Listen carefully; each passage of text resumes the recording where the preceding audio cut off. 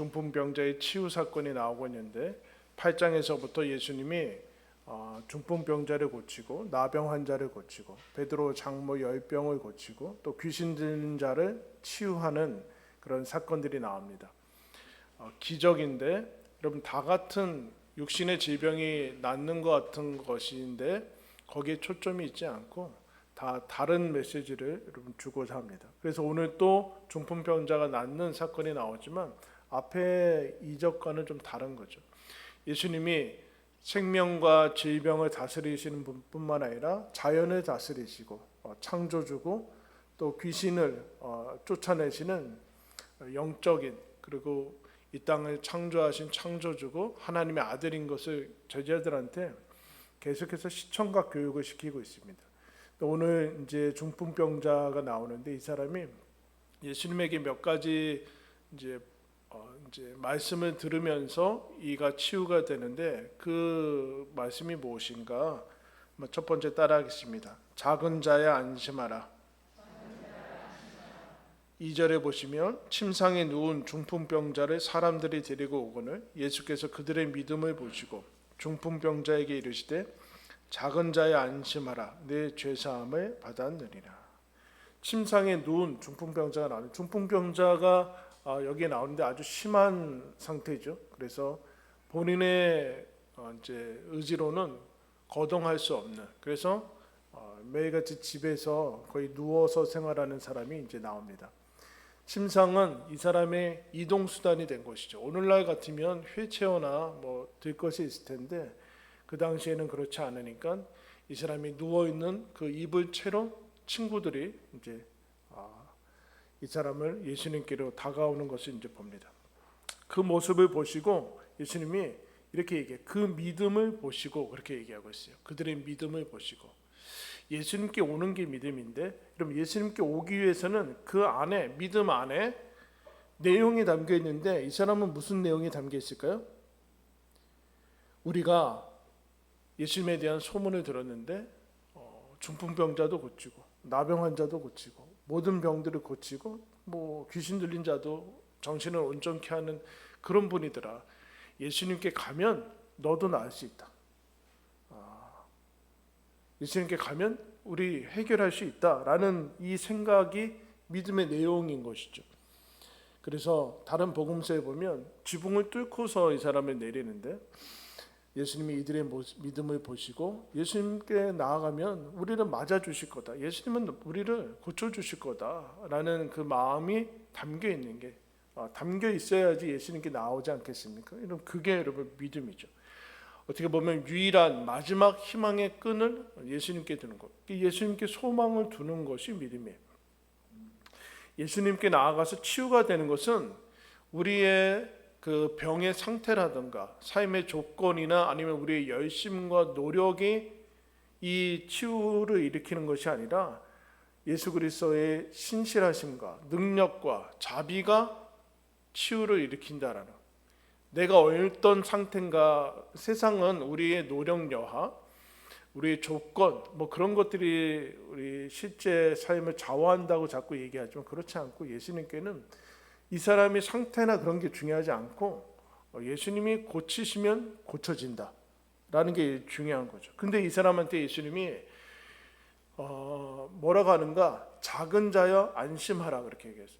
예전 번역본에는 소자라고 이제 한자로 번역했는데 작은 자야 안심하라 그래요. 왜 작은 자라고 그랬을까요, 여러분? 여러분 이 사람의 인생의 내면의 상태는 어땠을까요? 자기 스스로는 거동하지 못하고 집에서 하루 종일 누워 있어야 되는 사람. 스스로 어떤 생각을 했을까? 자아 정체, 자기를 뭐랑 일치시킬까요? 귀중한 사람, 소중한 사람이라고 일치시킬까요? 아니면 쓸모없는 사람, 밥만 축내는 사람, 빨리 죽어야 되는 사람, 무익한 사람, 이렇게 자기 자신에 대해서 얘기하지 않겠습니까? 자아 가치감, 자아 존중감, 자존감이라고 하죠. 자아를 얼마나 존중하는가. 그런 것이 없는 사람인 거예요. 없는 사람. 소자라고 얘기하는 것은 예수님이 이 사람을 무시하는 것이 아니라 이 사람의 내면은 사실은 소자 정도가 아니라 아무런 쓸모없는 사람이라는 생각을 가진 것이 분명합니다. 가족한테 여러분 무슨 면목이 있겠어요? 그런데 소자와 작은 자와 어떤 것이 연결이 되는가?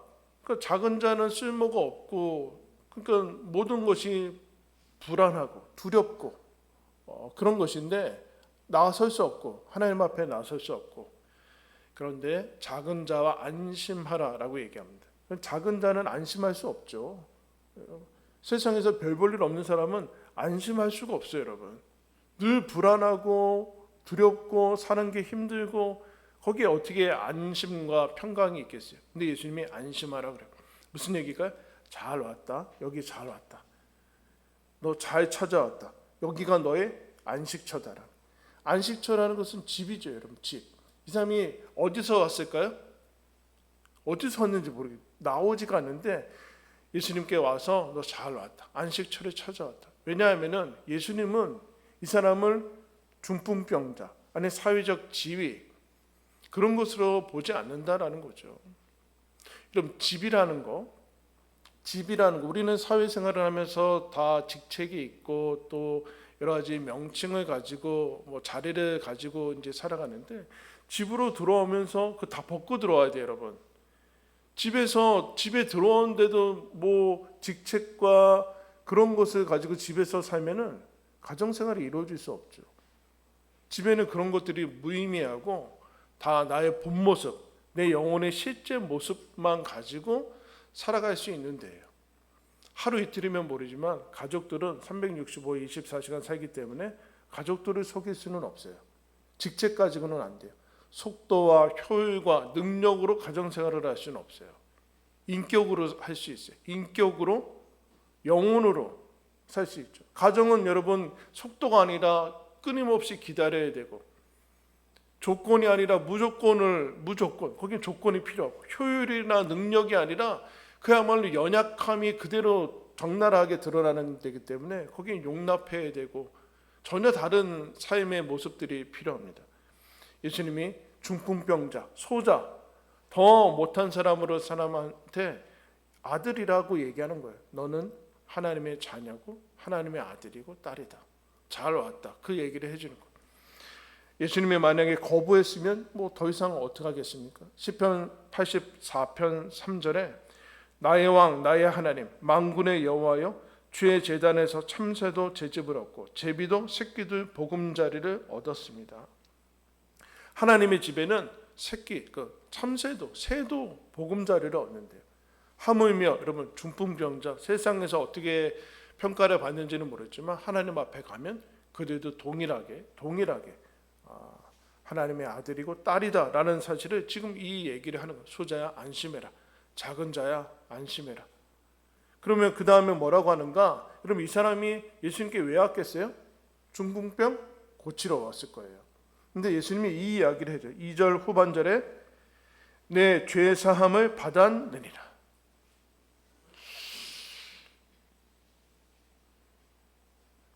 중풍병자 8장에서는 예수님이 그 중풍병자한테 가지도 않고 말로 고쳤어요. 멀리 떨어 원격으로. 기억나세요?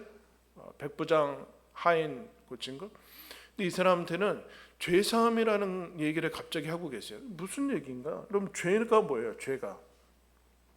죄가 별로 사용되지 않는 거예요. 죄하면은 우리는 어떤 행위, 어떤 범법 행동, 그것을 자꾸 어떤 인간과의 관계 속에서 뭐 불법 이렇게 생각하는데, 그렇지 않고 죄라는 것은 신학적인 용어예요. 무슨 얘기인가? 하나님과의 관계 속에서 나온 단어라는 거예요.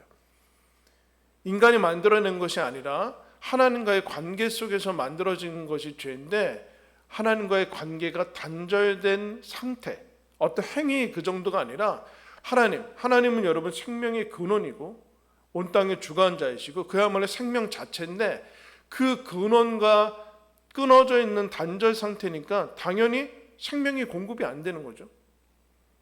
그러니까 당연히 조금 있으면 인간에게는 사망이 오고, 사망의 파생적인 질병과 고통과 수많은 것들이 나오게 되는 거죠. 그 죄란 그런 거예요. 근데 죄 사함을 받았다라는 얘기를 해주고 있어요. 그러자 이 옆에 있던 서기관들, 종교 전문가들이 이렇게 얘기합니다. 이 사람이 신성 모독했다. 왜 그런 생각을 했을까요? 그럼 죄를 사할 수 있는 것은 이건 사법권자 그런 게 아니라 하나님과 이스라엘이 만들어질 때부터 하나님께서 핵심적인 거로 죄 사함을 얘기했습니다. 그게 만들어진 게 제사제도죠. 제사제도. 동물을 죽여서라도 너희들 죄를 없애야 된다. 사실은 동물로는 인간의 죄를 사할 수는 없는데 그거를 교육을 시키는 모습을 그야말로 역사 내내 교육을 받았어요. 근데 이 사람이 예수님이 죄 사했다고 하니까 서기관들이 자기가 뭔데 죄 사함을 하는가?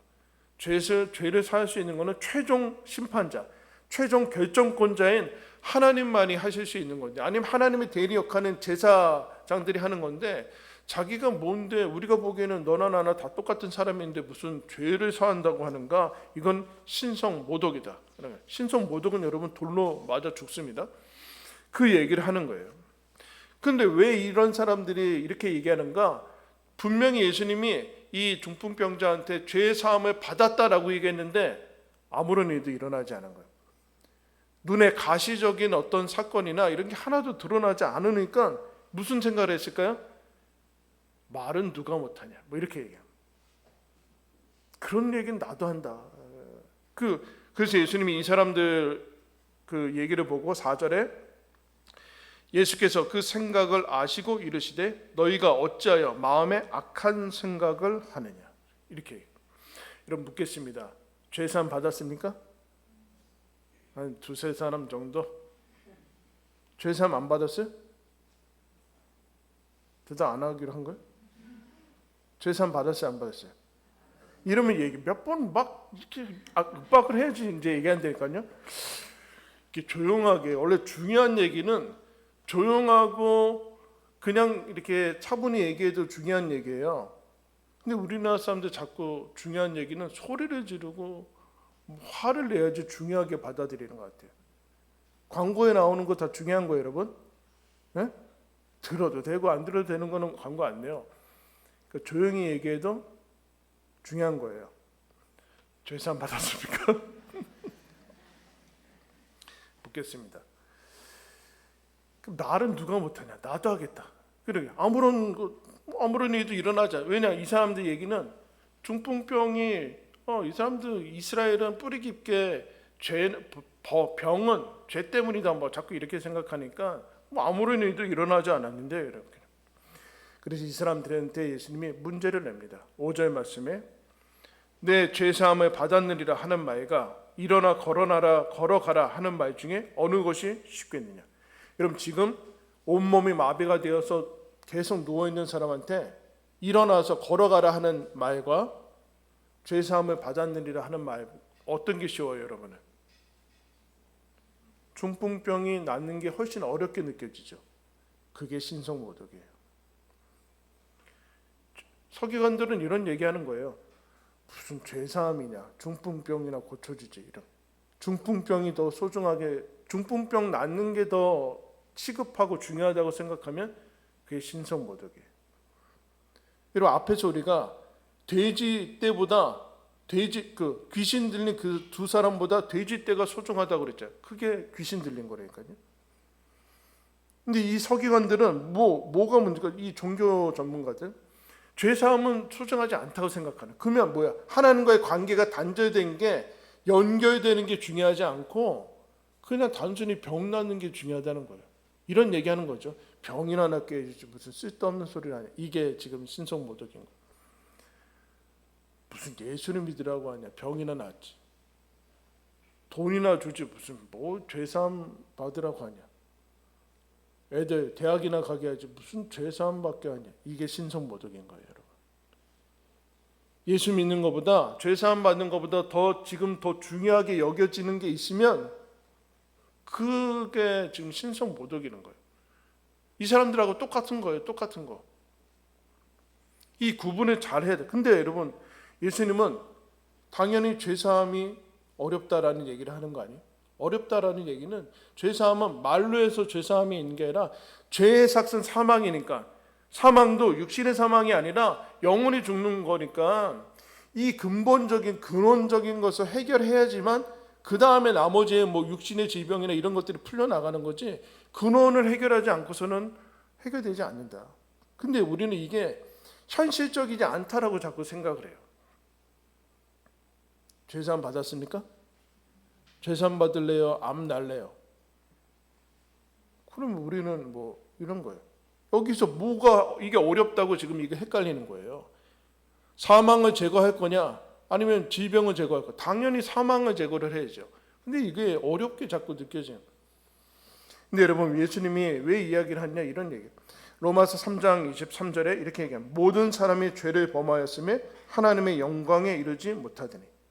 모든 사람이 죄의 상태, 하나님과 단절된 상태, 내게 무슨 행위의 그런 것이 아니라, 그래서 하나님의 영광, 원래 여러분 하나님이 인간을 지으실 때 사망을 같이 짓지 않았습니다. 고통과 고난은 그 다음에, 죄 다음에 들어와요. 하나님께서 원래 사망이 없고 그런 상태로 지었는데 하나님과의 관계가 당연히 생명과 끊어지니까 당연히 하나님의 영광에 이르지 못하고 여러 가지 파생들이 오죠. 근데 24절에 그리스도 예수 안에 있는 속량으로 구원으로 말미암아 하나님의 은혜로 값없이 의롭다 하심을 얻었느니라. 모든 사람이 죄인이었는데, 죄를 범해서 죄인인데 하나님의 은혜로 값없이 예수로 말미암아 의롭다함을 받는다. 사면을 받았다. 죄 사함을 받았다라는. 그러면 여러분 이 얘기예요. 예수님이 오셔서 자 모든 죄를 사하노라 말로 했다는 얘기입니까? 그 얘기가 아니라 그 다음에 이런 얘기입니다. 이 예수를 하나님이 그의 피로써 믿음으로 말미암는 화목 제물로 세우셨으니. 무슨 얘기예요? 죄 사함에는 대가가 필요하다. 어떤 대가? 하나님의 아들이 죽어야 돼요. 돼지가 죽고 재물들이 죽는 정도가 아니라, 내가 죽고 그런 정도, 인간이 죽는 정도가 아니라 흠없는 하나님의 아들이 죽어야지만 죄사함이 이루어지는 거예요. 이건 질병이 고쳐지는 정도의 문제가 아니라는 얘기예요.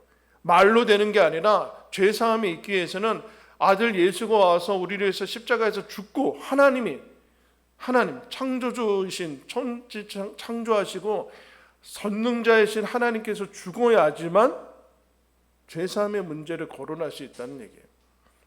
근데 이게 우습게 여겨지니까 이게 같이 구분이 안 되는 거죠. 그래서 예수님이 중풍병자에게 하신 것은 이런 얘기예요. 너의 중풍병의 근원은 중풍병이 아니다. 너의 삶이 이렇게 되는 모습은 원래 병의 그런 것이 아니다. 원래 원초적으로, 근원적으로 들어가서 하나님과의 관계가 끊어져야 되고, 끊어져서 하나님과 연결이 돼서 다시 너는 모든 죄에서 하나님과의 관계가 다시 회복이 되는 의로운 상태로 가야 된다라는, 사망의 원인이 제거되어야 된다라는 선포를 하신 거예요. 선포를. 놀라운 선포죠. 놀라운 선포. 하나님 예수 그리스도만이 해주실 수 있는 선포예요. 이게 핵심이다. 이게 먼저고 이게 근원적인 거다. 이게 소중하게 여겨져야 된다. 여러분 어떠세요? 죄사함이 그 소중하게 감격스럽게 여겨지세요? 아니면 일에 어떤 풀리는 것이 더 감격스럽게 느껴져요? 그러면 죄사함이 중요하게 여겨지지 않으면 예수 믿는 거 우스워집니다, 여러분. 예수 믿는 건 그야말로 종교로 전락하게 돼요. 내 원하는 것을 얻어내는 방법론 정도로 가게 돼요. 그러면 신앙생활이 무의미해져요. 재미가 없어져요. 가치를 모르게 돼요. 가치. 죄사함이 얼마나 놀라운 것인지 못 알아차리면은 신성모독하고 있는 거예요. 무슨 중풍병이나 고쳐주지, 해던 대로 하지, 이렇게 되는 거예요. 근데 여러분 죄사함이야말로 죄가 사해져야지만 하나님의 백성이 됐다라는 얘기예요. 죄가 있으면 이 땅에 이 생명이 끝난 다음에 하나님 집으로 못 가요. 하나님 집으로 못 간다.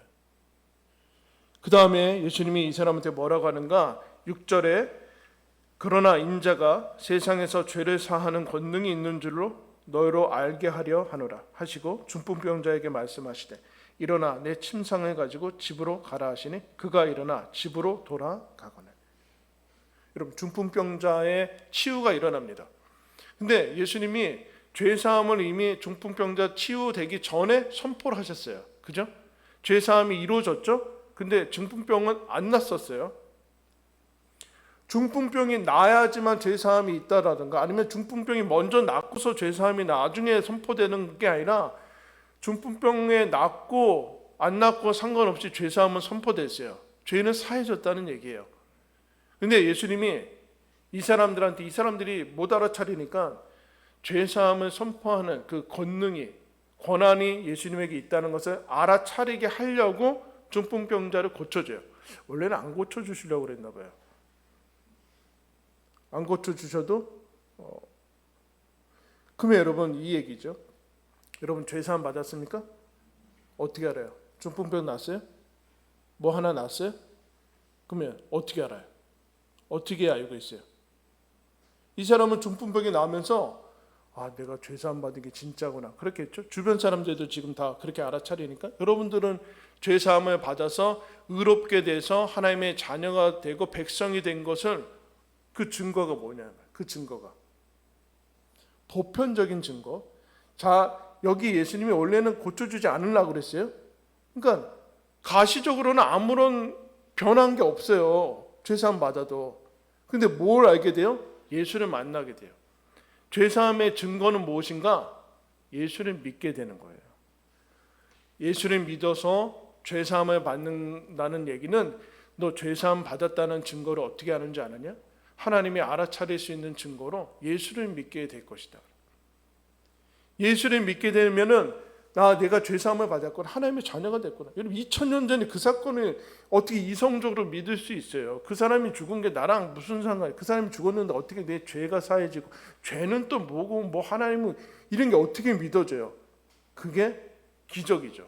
하나님이 그렇게 하세요. 죄사함을 받았으면은 내가 몇 월 며칠 몇 시에 죄사함 받았다라는 그런 출생 날짜를 기억한 게 아니라 이 이단들이 하는 얘기. 여러분 출생 날짜 기억해요? 엄마 아빠가 알려줘서 하는 거지 무슨 그게 어떻게 알아 그거. 몇 월 며칠 몇 시에 태어난 거 엄마 아빠가 알려줬지. 그때 기억나는 사람이 나오자마자 바로 시계를 딱 보고 내가 이 시간에 태어났다. 그런 사람이 어디 있어요. 근데 무슨 죄사함 받았으면 얼마나 큰 건데 무슨 기억을 하느니 무슨 다 이단들이 그렇게 하고 있는. 죄사함을 받은 증거가 뭐예요? 기적도 아니고 마음에 무슨 짜릿한 체험도 아니고 예수를 어느 날 믿게 돼요. 감격이 따라올 수 있죠? 그 감격은 좀 있으면 사라질 거예요. 그 얘기를 지금 하고자 하는 거예요. 죄사함의 권능을 예수님에게 주셨구나. 죄사함 이거 예수가 죽어서 되는 거구나. 병 낫는 거와 이거는 완전히 차원이 다른 얘기구나. 그래서 이러면 이 사람한테 예수님이 마지막에 뭐라고 그러세요? 따라했습니다. 일어나 집으로 돌아가라. 놀라운 얘기죠. 어떻게 일어나요? 침상으로 왔는데 일어나 걸어서 집으로 돌아가. 왜 집으로 돌아가라고 그랬을까요, 여러분? 이 사람이 집은 뭐예요? 감옥이죠.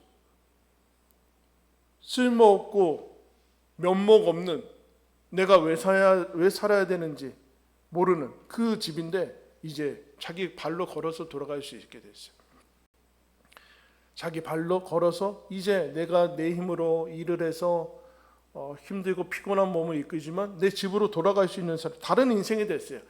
소자가, 작은 자가, 죄인이, 중풍병자가 예수님한테 와서 집으로 돌아가는데 어떻게 돌아가는가?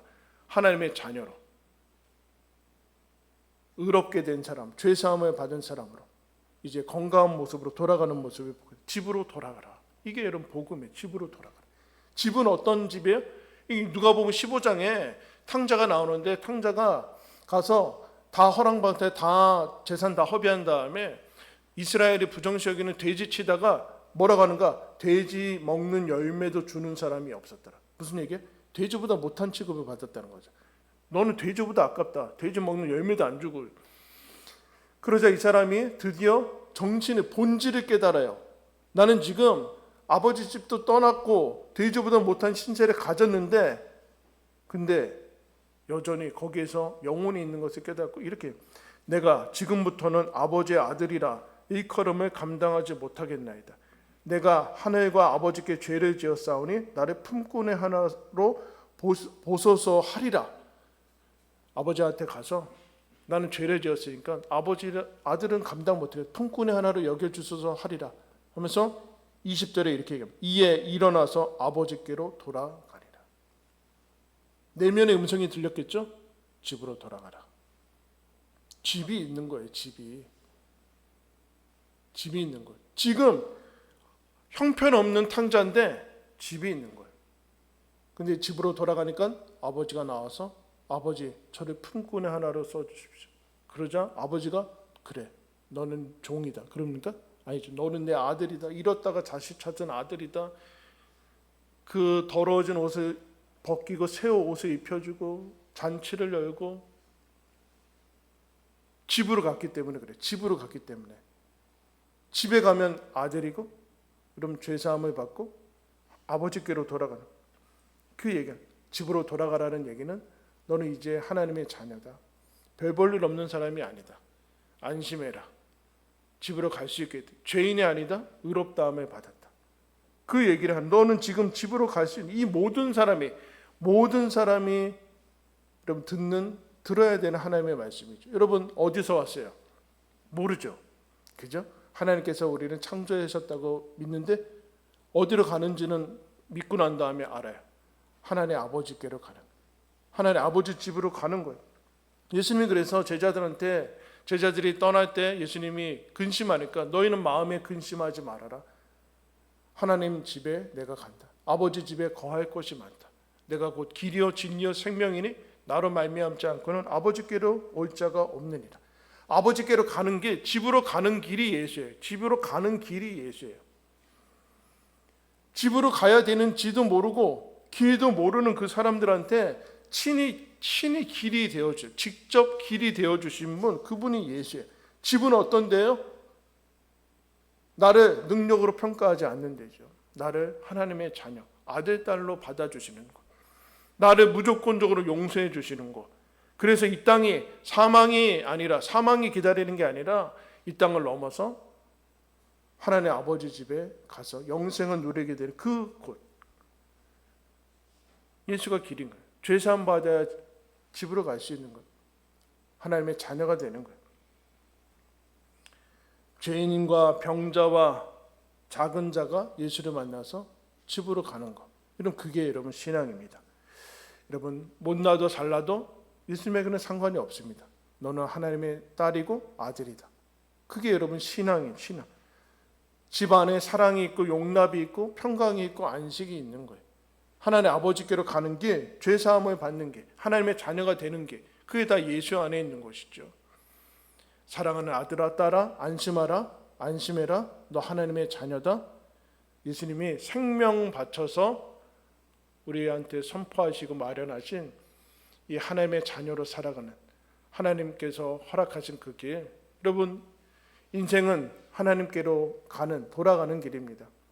하나님 아버지 집으로 돌아가는 그 길에 이 음성이 매일의 힘이 되기를 예수님의 이름으로 축원합니다. 기도하겠습니다. 하나님 아버지, 하나님께서 우리를 사랑하셔서